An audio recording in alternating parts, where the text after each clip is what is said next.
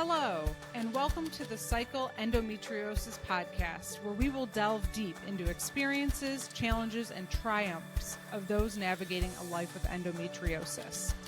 Join us as we share the stories of resilience, offer insights from experts, and foster a community of support for those affected by this often misunderstood condition. Whether you're newly diagnosed, a seasoned warrior, or seeking understanding, I hope this podcast is here to help empower you and uplift you on your journey. Tune in as we break the silence, shatter stigmas, and amplify the voices of the endometriosis community. Medical disclaimer: this podcast is not intended for the purpose of providing medical advice. All information, content, and material of this podcast is for informational purposes only and is not intended to serve as a substitute for the consultation, diagnosis, and/or medical treatment of a qualified physician or healthcare provider. Thank you so much for being here, and now on to the show. Hello, everyone, and welcome to this episode of the Cycle podcast. I have Susannah joining me from British Columbia, Victoria. Susannah, thank you so much for being here. Susannah is a physio or PT. If you are in the States, we like to use different words. I don't know why, but joining us to talk about all things pelvic pain, pelvic health. I can't wait to get into this conversation. Susannah, thank you so much for being here. Welcome to the show. I'm really excited. It's actually my first podcast ever, and I've wanted to be on a podcast for a long time, so I'm honored. Oh, we're so honored to have you. I can't wait to have this conversation with you and learn from you. So thank you for choosing Cycle to be your first podcast. Well, I always like to start off just getting to know you better so the listeners can get to know you better. Why don't you just tell us a little bit about yourself, except I know that you live in the most beautiful place in the world besides that. Well, I studied physiotherapy I graduated in 2004 from the University of Ottawa, and I worked for about 15 years before I developed my own pelvic health issue and went to see a pelvic physio, which I didn't even know existed at the time. And from there, really realized this is an area that I was passionate about. Decided to go and get further training, and it was love at first sight. I've been nerding out ever since. And so currently I work in a clinic called Glow, which is a hormone health focused clinic. And so see lots of folks with endo and other conditions, pelvic health conditions. And I just really love supporting people to feel comfortable and confident in their bodies, as well as reclaiming their sex lives and just reclaiming their quality of life on the day-to-day. So, and it was a colleague of mine, actually, whose training as a psychotherapist, her name's Isabel, shout out to her. She put me in this direction to listen to your podcast because she herself has endo, and her specialty is treating people with endo through a trauma and persistent pain lens. And so she and I are such a perfect match in terms of the physical and the sort of mental health / nervous system kind of match made in heaven. And so I hope in the future we have more collaborations like this, where people with endo have a number of people on their team who are bringing their different lenses and expertise to really provide a biopsychosocial, holistic type of care. It's so important. And yes, I agree. Thank you for bringing that up. I always talk about you need almost like a full team when you have such a complex disease like endometriosis. Well, what about hobbies or fun? What do you like to do outside of helping people with getting out of pain, really? Well, I've just become stepmom to an adorable golden doodle named Dolly. So she and I have lots of cuddles and hikes. I love that. I've been involved in yoga for a million years, and that's actually a really great dovetail in my physio practice too, because we know that we need to look after the nervous system as well when we're talking about persistent pain conditions. What else? I love dancing. And I love dancing right too. now in Victoria, the blossoms are coming out. And so I will just go and lay on the ground with all the little baby blossoms and take pictures of them and just be a forest fairy. So that's Oh, that's a little bit about me. I love that. I love that. Yes. And it is so beautiful there. Someone who lives in a suburb of a city without mountains and, it's just such a beautiful place. So there are a lot of beautiful places in the world, but I would say when I was there, it was very striking. I was just taken back with the beauty.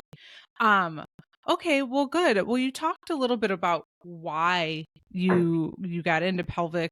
You had your own pelvic pain and you started to get into this physio. You're very interested in it. You said you like to you kind of went down a rabbit hole to geek out about it. So why did you end up really specializing in this? I know you talked about it a little bit, but what kind of like flipped the switch for you? I think there's so many different areas of practice in physiotherapy that you can go into. And at the time, I was working in a hospital, seeing people post op hip and knee replacement. And I thought, this is work that I can do. And also, it's work that doesn't fully express all of my gifts. And I love to have a one on one, deep, connected relationship with my patients. And I like to see them over time. And so in the hospital setting, it's very get them in, get them out. Not a lot of time with each person, not a lot of opportunity to go deep. And so in pelvic health, we have a lot of time with people and we really get to know people and we get to know the layers of who they are and what's going on with them. And that intimacy and that depth is something that feels so much more aligned for me and the way that I like to relate to people, just to be able to take our time. And also kind of weaving in the yoga stuff, the nervous system care stuff, trauma care stuff. Those pieces all are kind of reflections of where I've been in my life journey. Mm-hmm. So I have lived experience with a number of these things and they just fit so well in the pelvic health physio practice. I feel like I'm using my gifts of sensitivity, of creativity, and also to really help people live better. And it feels, it's so rewarding for me to hear someone say like, oh, I just had sex for the first time without pain in my entire life. Or, I can leave the house now because I don't have to worry about going pee every 30 minutes. And like, I can go on a trip or I can, so just being Yeah. able to help people expand their world, Yeah. and also just to feel better in their skin. Like those things just like jazz me up every single day. So I love it that. feels, yeah. That's I love that, and thank you for doing that to help people who are struggling in pain and in what would shouldn't be taboo, but it still feels almost like in a taboo place.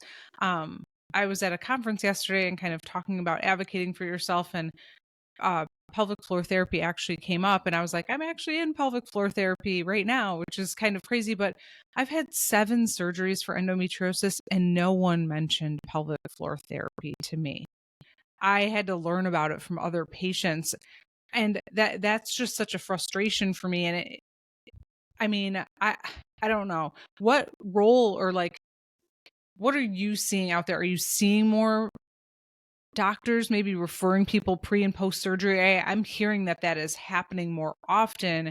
And then if not, that's, we can talk about that a little deeper, but I really want to know like, what role does pelvic floor physiotherapy play in endo and pelvic pain? Like, do you like to see people before they have a surgery, after they have a surgery, in any time that they're having pain?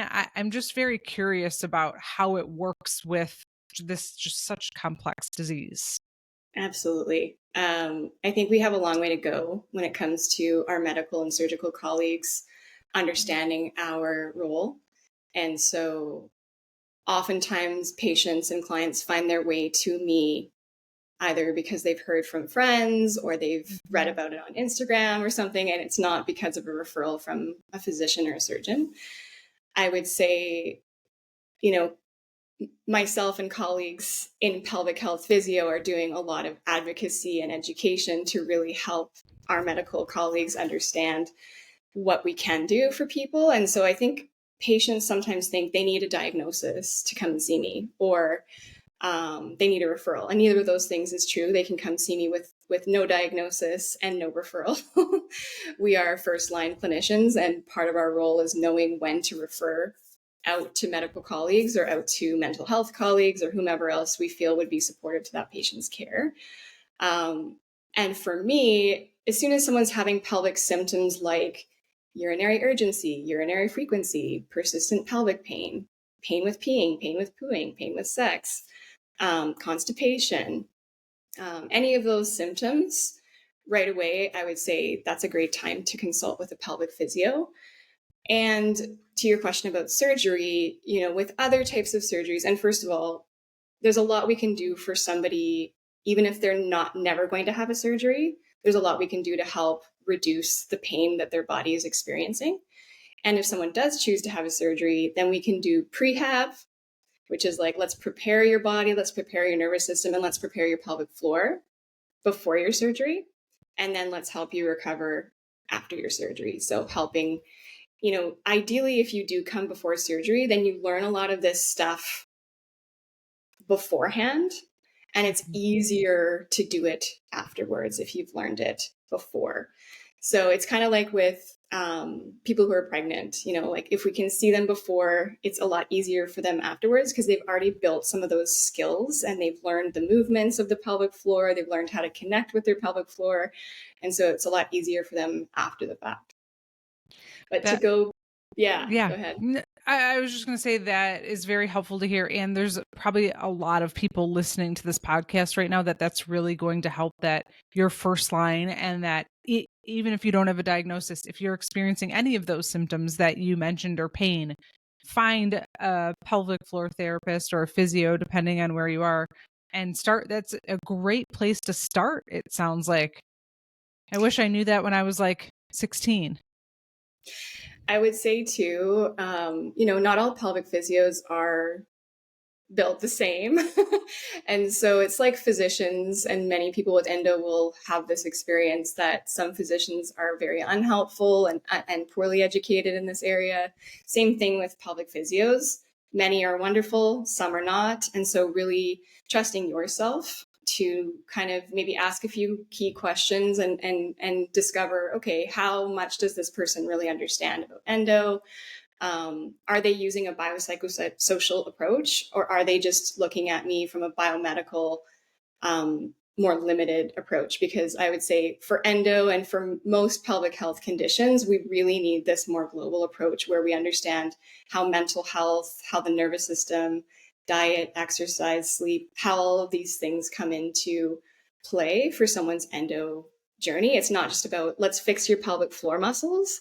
If we're just doing that, we're missing most of the picture, and we're not going to help somebody as much with that limited view.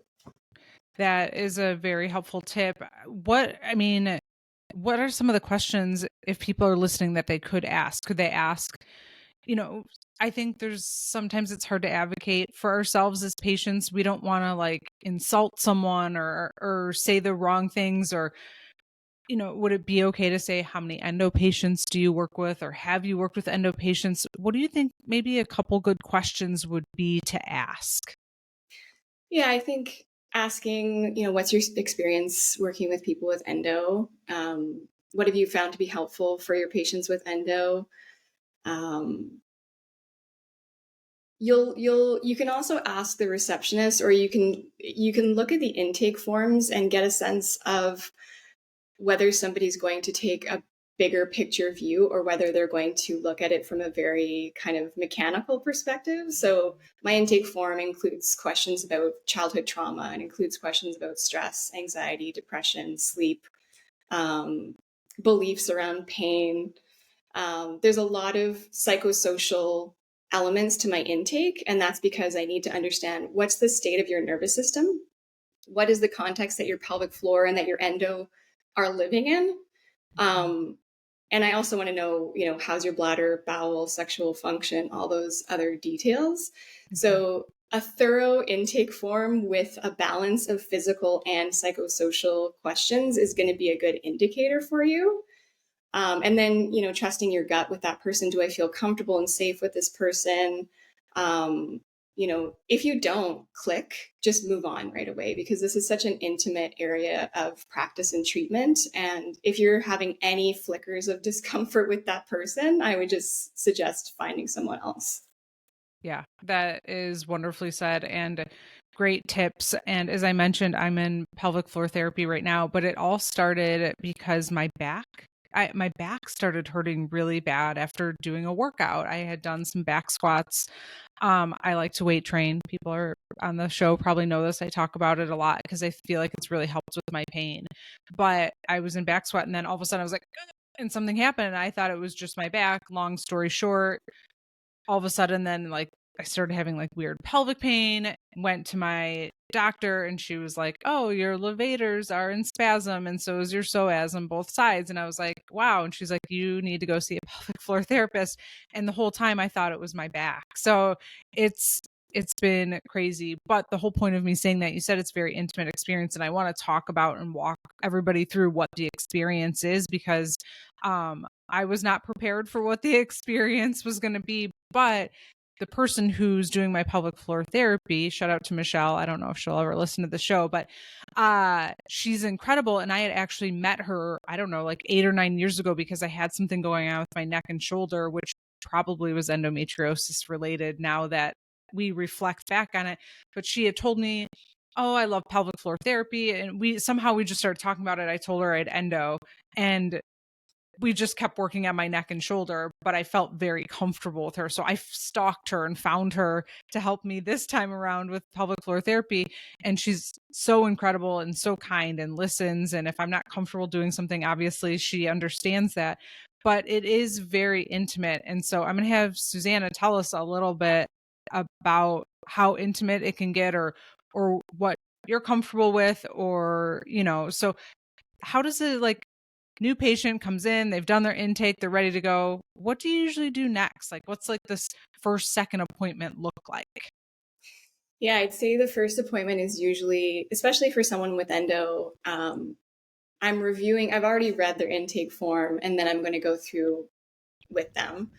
I want to know the story from their mouth. And so I just open the floor to them to say, like, what is it that's really important to you right now? Because I want to know, why did they come now to see me? What's the real motivation for being there? And I want to understand, I want to hear from them what's their understanding of what's going on in their own body. Instead of me telling them this is why, blah, blah, blah, I really want to hear from them what meaning they've made of the symptoms that they're having, and why they are where they are right now. Mm-hmm. So I Mm-hmm. open it up to them, and then I go into kind of deeper questioning with them.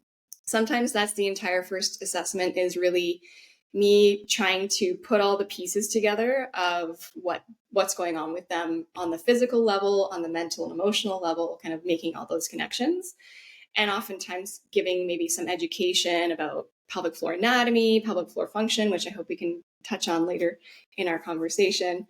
Um, if people have a shorter kind of initial interview, then we may get to an internal exam. So I will always explain to people what the internal exam entails, and I will always explain to them that it's never something that they need to have. So consent is a dynamic and ongoing conversation with people.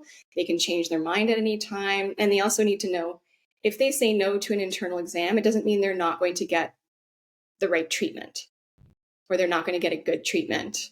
They need to know, I'm not going to take it personally, and we can still do a lot to help with their symptoms without doing any touching of the pelvic floor whatsoever. So I'm very clear with people about that.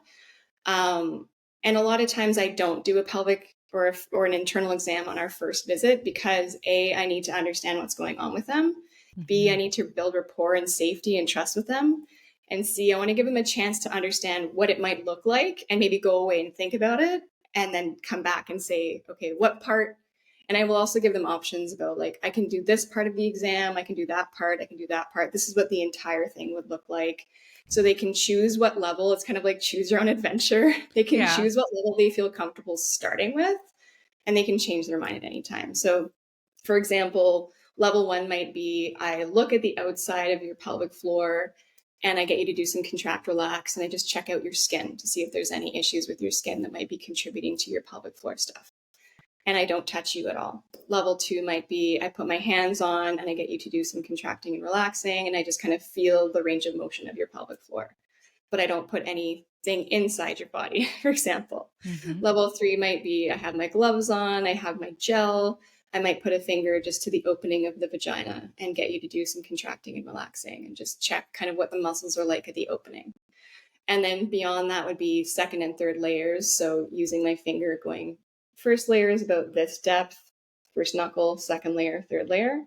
And so just basically getting a sense of, is there certain pockets of pain or tenderness or tightness in the pelvic floor, so we can kind of map it out. Mm-hmm. And then getting people to do some contracting and relaxing of their pelvic floor so I can see what's their range of motion like. Often, people with endo may have a lot of tension stored in their pelvic floor, and so they may not be able to get a full lift and drop of their pelvic floor muscles. So I might feel tension in the muscle itself. They might describe some pain or discomfort in certain spots. And I want to highlight that the internal exam should never be painful.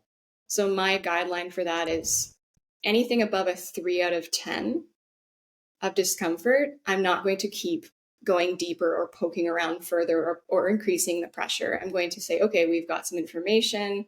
I'm going to give you some homework to do, mm-hmm. and then we'll come back. And as the layers start to become more comfortable, then we can continue on to the deeper layers and explore and map out those layers. But it should not be a painful experience. If you're having a painful experience and your pelvic physio is not tuning into that, or they're pushing through that, that is a red flag that you need to ask them to stop the exam and find a different pelvic physio. Yes. So the exam could be a internal vaginal exam. So I'll show you on here. Yes, get out the diagram. Okay, so anyone who's listening, if you want to watch YouTube and on Spotify, we have a diagram. This is very helpful. So first of all, I want to honor the clitoris because there she is. This is the real size of the clitoris. So that's something important for our sexual function to understand. This is erectile tissue, just like the penis is. It looks like a wishbone for people who aren't looking at the video, and it wraps around the opening of the urethra and the opening of the vagina. There's a part that's external, and then most of the clitoris is actually internal. So this is something that's important for people when they're looking to improve their sexual function, to understand how the clitoris works. So layer 1 of muscles is right here, attaching on the pubic bone in the front. There's the urethra, there's the opening of the vagina, opening of the anus. Layer 1 is here. Layer 2 is a little wider out. And layer 3 are these rotator muscles, hip rotators and hip stabilizers. So we also assess your low back. We assess your hips to make sure there's nothing going on there. And there's your tailbone. So you can see how a lot of the muscles attach on your tailbone and a lot of the muscles attach on your pubic bone in the front. So the organs in the pelvis are all kind of close neighbors. So we have the bladder in the front. Then we have, if you have a uterus, it sits on top of your bladder and they share a ceiling and a floor. This is the vagina sharing a wall with the bladder. And then we've got the rectum that hangs out in the back. So people with endo may have, lesions here that interact between these different organs that may impact your bladder function. You may have pain with deep vaginal penetration or deep anal penetration. You may have pain with pooing. You may have pain with peeing. So all of these things interact with each other. And one of the jobs of the pelvic floor is to support our pelvic organs. And so if you have scar tissue as well and or endo lesions, all of those things, and it's such a small area. I think sometimes, at least I know I forget, it's such a small area with so many different organs in one place, right? And then you just showed us like all the different muscles, and there's a lot of different things going on in the pelvis, right? Back, hips, hip pain. I know endo patients have hip pain, all of those types of things. So how do you work to just get everything in there to relax? And that is what is helping everything. Because when you're an endo patient, is it the lesions and or potentially scar tissue and the nervous system all reacting, and it's kind of getting really tight because it's the pain? Is that what like instigates this whole scenario of what's going on in the pelvis when it's like, I sometimes call my pelvis like it's angry, like I can just tell it's tight. Yeah. I wanted to show the 3D version as well, just so people can see the diamond of pelvic floor muscles that attach on the pubic bone, tailbone, sit bones. This is the front triangle. This is the back triangle. So we can assess both front and back.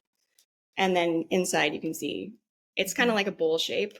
And we want our pelvic floor to be bouncy because we want it to absorb shock well. And we want it to help blood flow. So when we breathe, our diaphragm and our pelvic floor both descend. When we inhale, when we exhale, they both lift. So the pelvic floor is actually acting like a pump in our pelvis to help blood flow. And so one of the things with endo is inflammation. Inflammation can be a response to foods we eat. It can be a response to stress. It can be a response to anxiety. It can be a response to trauma. It can be a response to lots of different things. So blood flow is really key for the whole body and specifically as well for the pelvis. And so we're thinking about your question around tension. We want to make sure your back's moving well, your hips are moving well, your pelvic floor is moving really well. So that might mean using yin yoga poses to help increase flexibility of the pelvic floor muscles. It might mean muscle training where we're actually with my finger inside, or you could have your own finger inside to really feel when I breathe in, my muscles are dropping down. When I breathe out, my muscles are floating up. So you're just starting to learn what it feels like when your pelvic floor is actually relaxed. Because for a lot of folks, and not just people with endo, but folks in general, there's so much tension in their pelvic floor, but they don't know what it feels like to actually let it go. Especially if people are having leaks, bladder leaks, poop leaks, they might be even more likely to kind of be going around with a gripping of those muscles. And so just teaching what it feels like, that proprioception of like, what does it feel like when my muscles are relaxed? What does it feel like when they're contracted?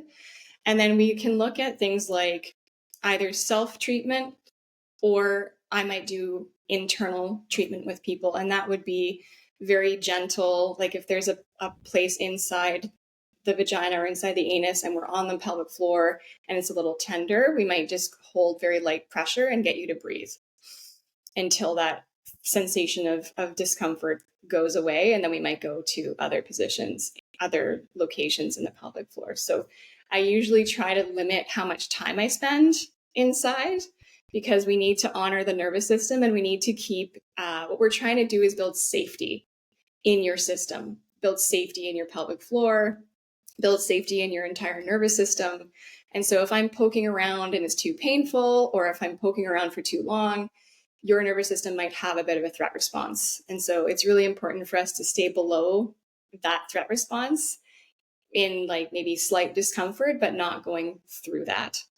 So people might also do like self-massage at home with either their finger, or I might show them other tools to use to help them just work with their pelvic floor muscles to start to teach those muscles that it's safe to let go. Thank you for explaining all of that. I have so many questions, but if you're in really like bad pain, like someone might be listening to this and be like, there is no way anyone's touching even my tummy because I'm in so much pain. How do you help someone that's in that like acute state? Is there just maybe more like you said, yin yoga moves or something where it can start the process? Because I know I can think back to times where I'm like, there would be no way that I would allow someone to do, IPT has done some cupping on my stomach, and I would say like 5-7 years ago, there's no way I would let anyone do that because of the level of pain that I was in. So if someone's in a lot of pain and they're really nervous about coming, there's other supportive ways that you can work with them. 1,000%. Yeah. Yeah. So in a case like that, the way I'm thinking about it is this person's nervous system is very, very sensitized. Mhm. Their nervous system is like way, way up here. They're in a danger threat response. It's not going to do any good for me to start poking around at their tummy or poking around at their vagina or their anus. That's not going to be helpful at all. It's probably going to No. make things worse. Then their So, nervous response will be like up here. Yeah. yeah. So for me, part of my assessment is trying to discern, okay, where is this person's nervous system at? And that's based on the assessments I'm doing with their intake, but I'm also listening to what they're saying to me about how they feel. So if somebody's like, I'm super, super anxious today, or I'm in like 8 out of 10 pain today, that's not the day to do an internal exam or to do any internal treatment. It's the day to be like, okay, let's access our other strategies. So are we going to do breath work? Are we going to do like a dynamic yoga practice? Because some people find stillness to be very uncomfortable or like triggering or just increasing their pain and discomfort. So knowing the person is important, knowing what feels soothing in their system and doing that with them. So it could be any number of those things. It could be a guided meditation.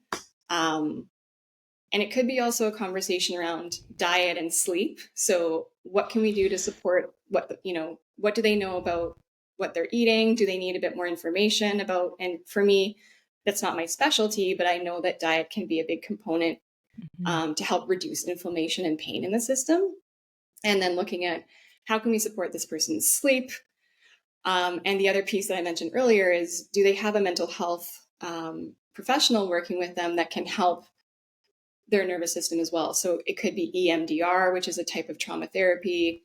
It could be other forms of therapy that are helping to just create more safety in the system. So it's not just safety in the pelvis, it's safety in the entire person's system. Yeah, entire body. Yeah, for sure. And then why does, this is just a just curious question. Why does when you press on an internal muscle like that and just hold it for a little bit, why does it then release? I think, Or I don't know if release is the right word, but why does it just then be like, okay. have you had that experience? Yes. Yeah. Very curious. Yeah, my mentor, Carolyn Van Dyken, so shout out to her. She's a pelvic physio who's been doing this for a long time. And she calls it having a conversation with your nervous system. So in the old days, we used to say, oh, we're doing trigger point release, or we're doing muscle release, or we're doing something to your body. Yeah. And really, what's more true is we're increasing safety in your system. So if I'm there, we've developed a safe, trusting relationship. You know that you're in the driver's seat in this experience. I'm interacting with your body in a very gentle, respectful way. This is also contextual. Like, your body will not feel safe if it's not safe. You know what I mean? Right. So Yeah. if my finger's on a tender point, we call it more like a sensitized point. Then we're building that relationship with your nervous system to be like, actually, it's okay and it's safe to be touched in this place. And the threat response will melt away given the correct conditions. Right. Does that make sense? Yes. It's just, it's always just been something that's very interesting to me. And since you mentioned it, I thought maybe other people would be curious too. But yeah, okay, that makes sense. So I want to talk about pain with sex, that you mentioned that earlier. And a lot of people listening to this show that have endometriosis experience this, unfortunately. And a lot of people that just have pelvic pain, they may not have endometriosis experience this. So why do we have pain with sex? I'm guessing you're going to say it's something about the pelvic floor and all the things that we just discussed, but how can you help patients with that? How can physios help? How can pelvic floor therapy help so people can actually enjoy themselves? Yeah. Why people have pain with sex is such a massive question. You're like, this could be this could be 2 hours of talking. I would say, the way I practice is biopsychosocial. Endo itself is a biopsychosocial condition, and sex is also biopsychosocial. So, there's body factors to why sex hurts. There's psychosocial factors to why sex hurts. It's not a single sentence answer. Right. But to be specific with people with endo, pelvic floor muscle tension can be part of this. So if penetrative sex is what you're interested in having, then, you may have tension in the muscles at the entry. So you might be having pain with entry, so either vaginal or anal entry. You may be having pain with deeper penetration or both. And so there may be stiffness of those muscles at the entry, which we can change that. There may be tightness or stiffness, like we mentioned earlier, in the second and third layers deeper in. We can work with that as well. The other things to think about is we didn't talk about hysterectomy, but I'm going to talk about it now. Yeah. Yes. Is people who have a hysterectomy plus or minus their ovaries being removed, it really impacts their hormonal health. And so it doesn't matter how old you are, you will be in your vaginal health, your genital health, your bladder health will all be impacted by that change in your body. So if your ovaries are removed, then you're not going to be making any estrogen, progesterone, testosterone. If they're still there, the circulation to those ovaries is impacted because the uterus is gone. And so the function of the ovaries is also impacted. And we can expect changes to the vagina, changes to the clitoris, to the vulva, changes to the bladder, changes to the anus, all of those things. So the the genitourinary syndrome of menopause is something that happens. It doesn't matter how old you are. If you've had your uterus removed, your ovaries removed, or even had treatments, other types of treatments that affect your ovaries. So what that means is you might have painful vaginal penetration or painful anal penetration because there isn't enough estrogen and testosterone in your tissues. And it means that you're not lubricating well, your tissues are thinner, they're not as stretchy, you're more prone to UTIs, more prone to vaginal yeast infections as well. So there's a whole constellation of symptoms that comes up when we have that hormonal change. And vaginal estrogen can be a really, really impactful thing for people, no matter their age, to make sure that their tissues are really, really healthy as part of making this a fun time to be, having sexy time with yourself or with a partner. So the hormonal piece is huge and important. And I will usually direct people to see either a nurse practitioner, a physician, or a naturopath to deal with that. So as far as pelvic physio, our role is to understand, okay, why is this person having pain with sex? Does it have to do with past trauma that hasn't been addressed? Does it have to do with tension in their muscles? Does it have to do with their hormone health? Does it have to do with the relationship they're in? There's a whole bunch of things that impact there. And also, what is the kind of sex they're having? What kind of sex do they want to be having? And what can we do along the way so that they're having pleasure and connection? Like, let's say it's penetration that's painful, and maybe they take penetration off the table for a time. And maybe we start to explore, like, what are all the other things you can do that are going to be pleasureful for you and connective for you. And then we start to gradually kind of reintroduce penetration. And that doesn't mean 0 to penis or 0 to a toy. It means a very graduated, slow return. So it could be, maybe they start vaginal estrogen. Maybe they start working externally to make things comfortable externally. Then maybe they start to do self-massage internally with a finger or some sort of like very small wand or dilator. Maybe I'm doing manual treatment with them as well. Maybe they're doing some nervous system care stuff alongside that to help reduce their stress levels, and talking to their partner about, okay, this is something that I'm dealing with. Maybe their partner, they've been with the same partner for a while. Their partner doesn't even know this, or maybe their partner already does know this. If it is sex in a partnership, that needs to be a conversation about how do we build safety in our sexual relations, how do we expand on pleasure? The partner or the partners need to be a part of this conversation, because it's going to be very difficult to do this if your partners aren't on board. So that's part of it. Yeah. So building your confidence in your own self of like, okay, I can put this inside and it doesn't hurt, and then maybe a bigger thing goes inside and that doesn't hurt. And we learn about lubricant, and we make sure everyone's using lube every single time. And people have, I usually recommend like a flight of lubes. So like, try this one, try that one, try that one, try that one, and just see which one feels the best for you. Silicone lube tends to reduce friction the best if that's something that feels good on your body. And then there's also stuff like, I've been gesturing around with these for a while now. This is called an O-nut. It's a donut shaped, very stretchy piece of silicone. And you can stack them. So this is designed as, and I don't work for O-nut, but I do recommend these a lot to my patients. This is to limit the depth of penetration. So this goes on a toy or it goes on a penis, and you can get ones that have a vibrator in them. And basically, if you have pain with deep penetration, this is a really great option. You can stack them to the depth that works for you. And then you could kind of set it and forget it in a way of like, okay, I know it's not going to go beyond that depth that's painful.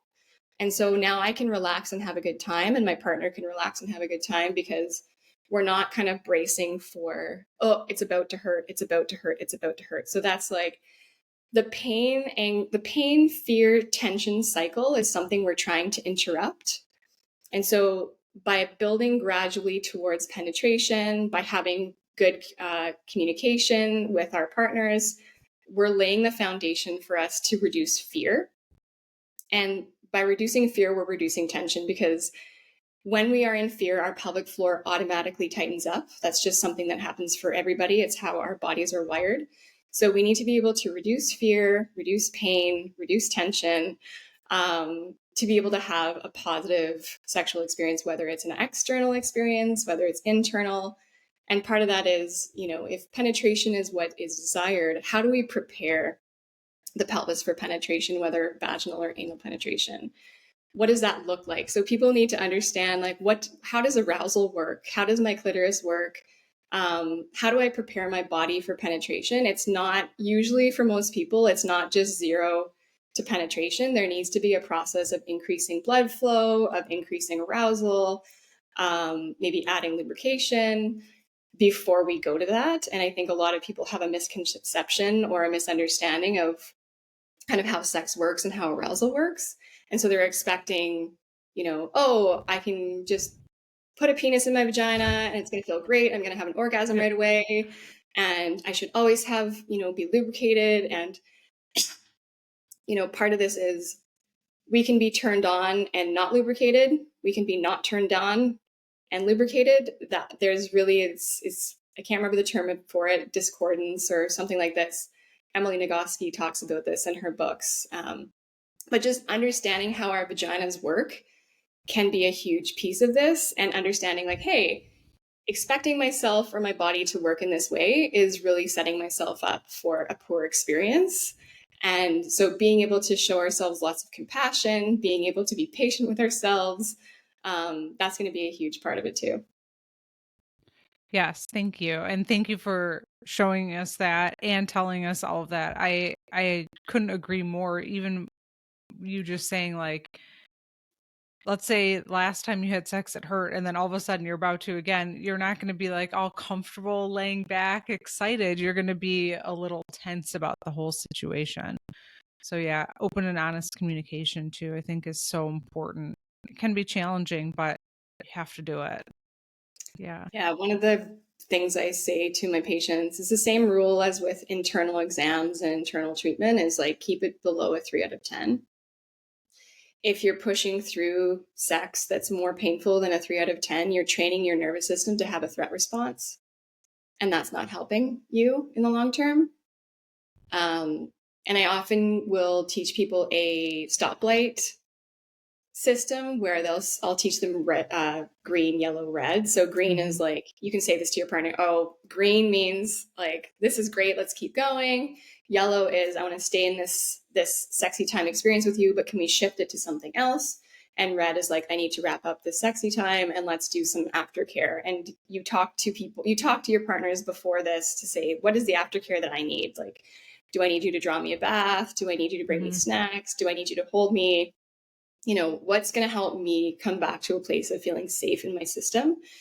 And that way, sometimes it's hard to say, hey, that hurts, or hey, can you do something different, or give verbal instruction. Can you do this for me now? Like that could be challenging if you haven't communicated that way in the past. So just being able to say green, yellow, red can be a good foundation. And you talk to your partner about that when you're in a comfortable moment, when you're not in a sexy time interaction. So you kind of lay the foundation for that beforehand, and that can increase your safety going into a sexy time experience. I think that is such a helpful tip for people, definitely, who are listening. And yes, this is something maybe dinner, day before, week before, I don't know, not in the moment. Yeah, for sure. But such a helpful tip for everybody. Thank you so much for giving us that. Red, yellow, green is, everybody understands it. It's a great way to communicate for sure. Okay. Well, moving on to, we talked a little bit, you talked a little bit about bowel and bladder. What are some of the symptoms that people maybe could feel relieved from? I know you said you mentioned bowel and bladder a lot, but what symptoms do you see sometimes that pelvic floor therapy can help with? So maybe someone's listening and they don't know if it can help them. Yeah, so bladder leaks, so like sneeze, cough, laugh, lift, jump, leaking with that. That's called stress urinary incontinence. Urge urinary incontinence, I hear a lot of with people with endo, which is either like a sudden need to go pee and I have to go pee really, really bad and I'm rushing to the toilet, or maybe leaking on the way. So leaking on the way to the toilet when you have a really strong urge, that's urge urinary incontinence. And then urinary frequency is like going pee more than 6 to 8 times per day. And I have a person right now who's going pee, I think like 8 times at night. And that's meaning that she doesn't sleep. And so that's a huge problem for somebody, well, anybody, but somebody with endo who's dealing with pain, is if they're not sleeping. So we're, looking at what are the drivers of this urinary frequency so that we can actually get her sleeping. And there's different ways we treat both of those symptoms. Sure. From the bowel perspective, we can have constipation or we can have bowel leaks as well. And so some people with endo will have both. They'll have constipation, diarrhea, constipation, diarrhea, constipation, diarrhea. So, looking at diet, looking at hydration, looking at fiber. So, psyllium husk often can be super, super helpful to kind of help regulate the stool consistency. When we're dealing with liquid stool, we're much more likely to leak poo. If we can get your poop to a happier consistency, then you won't leak. And that's not usually your pelvic floor muscles. That's the consistency of your poop. Mm-hmm. But when you have leaks, either bladder or bowel leaks, you do tend to be gripping your pelvic floor a lot more. Like if you're thinking about like, oh, I think I'm going to poop my pants and I'm running to the toilet and I'm squeezing my anus as tight as I possibly can. That tension and those patterns of holding and gripping can kind of just become like the automatic setting of the body. And so we need to kind of retrain the nice bounciness of the pelvic floor. We might need to strengthen it. We might need to lengthen it. And we might need to look at some of the habits that we have around how we drink, what we eat.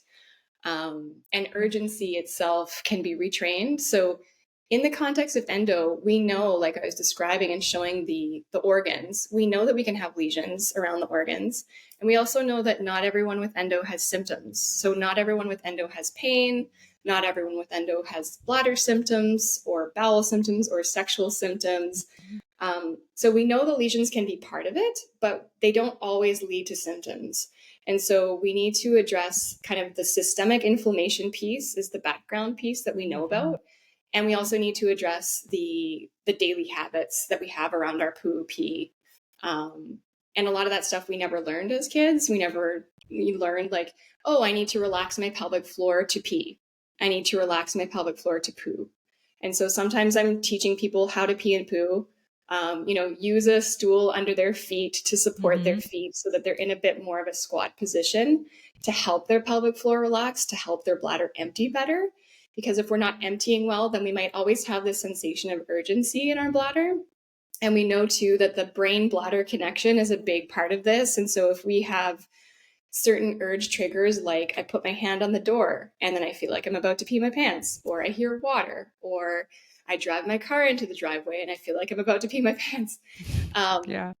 One of the retraining strategies I use with people is, okay, I want you to relax your pelvic floor. I want you to relax your tummy, relax your glutes. I want you to breathe really slowly. Even start that breathing before you get to the driveway. Start that softening, start that breathing.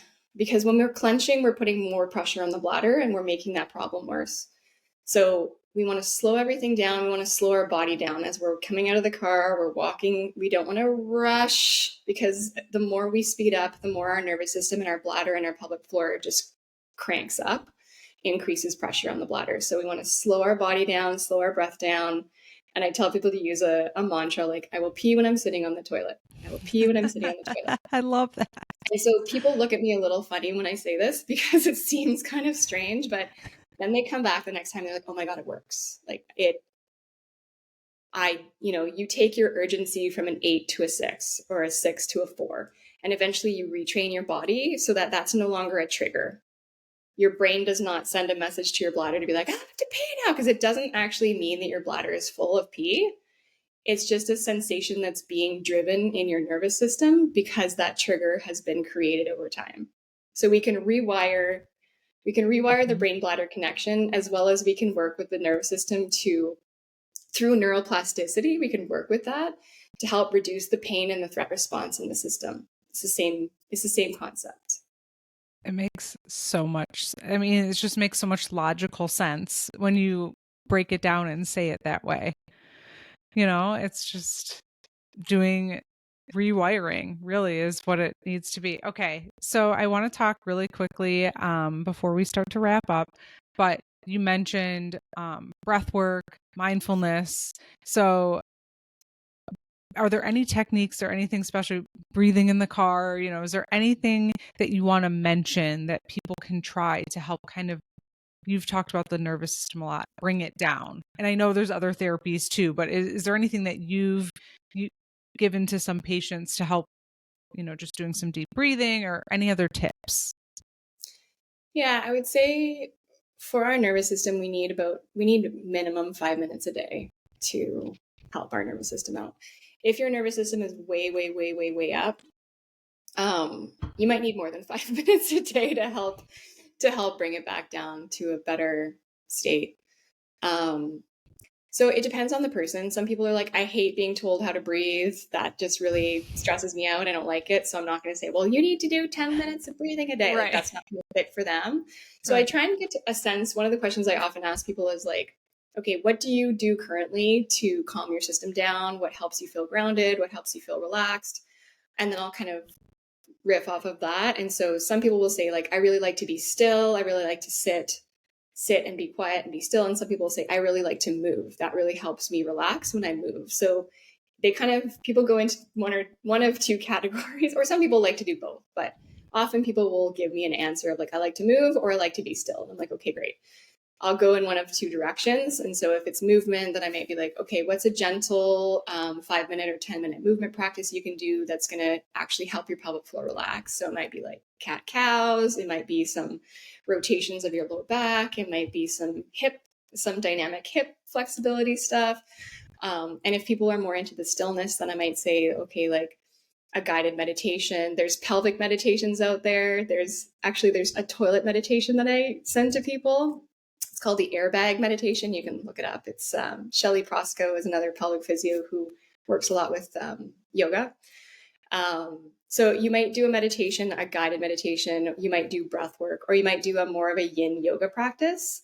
So I might I'll take them through a bunch of different yin poses that are designed for their pelvic floor and teach them how to breathe in those positions. And I'll make sure that those positions are very, very comfortable, because there's no point in doing something to relax your pelvic floor if your hip is feeling pinchy or your back is feeling sore. That's not going to help you. So I might find the best yin yoga position for them and then get them to do it twice a day for 5 minutes with deep breathing. Or I might give them a longer yin session that's like a 30-minute video that they're going to do every second day. And that's really going a bit deeper into the pelvic floor and into the nervous system to kind of create that relaxation response. And that's a nice practice to do before bed. People really find it helpful to help them wind down. And over time, you can see like symptoms of urgency and pain really starting to come down with not only the nervous system, but working with pelvic floor relaxation as well. I do yin yoga, so yeah, I like what you're saying is music to my ears. Though sometimes it can set off my back a little bit, but I don't know. Sometimes I'm getting into pretzely of positions. But okay, is there anything that you wish people knew, or anything that we didn't cover about pelvic floor health? I'm sure probably 100 things, but is there anything that you want to add or that we missed or that you wish people knew? I wanted to say a couple things. One is, with endo, we know that part of this pain can be due to inflammation in the system, and inflammation and our nervous system are communicating all the time.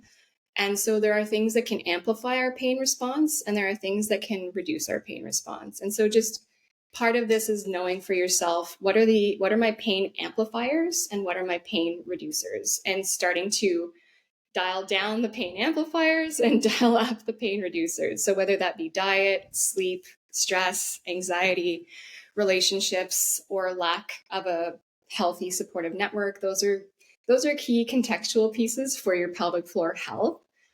And then the other thing is just thinking about kind of movement and exercise in your life in general, and what's the role that plays for you with your endo. So knowing what movements and exercises feel good in your body, which ones don't feel good in your body, understanding like what the dose is for you and what the intensity is for you, because it's not always going to be the same. If you're doing the same intensity of exercise every day, that's probably a sign that you're not listening to your body, that you're just kind of overriding it and you're just pushing through it. And so learning to be able to tailor the intensity of the exercise, the length of the exercise to your own body is super important. And just knowing that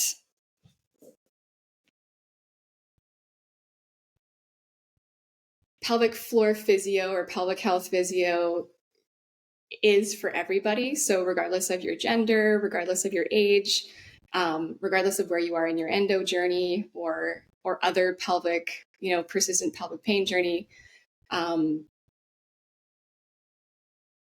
ideally you see a physio who's looking at you from a whole person perspective and understanding and integrating your nervous system into their care, as well as really having a trauma-informed approach. So many of us have been through traumatic experiences, and those experiences impact our nervous system and can amplify symptoms like pelvic pain, pain with sex, urinary frequency, urinary urgency, constipation, all of the symptoms that we talked about.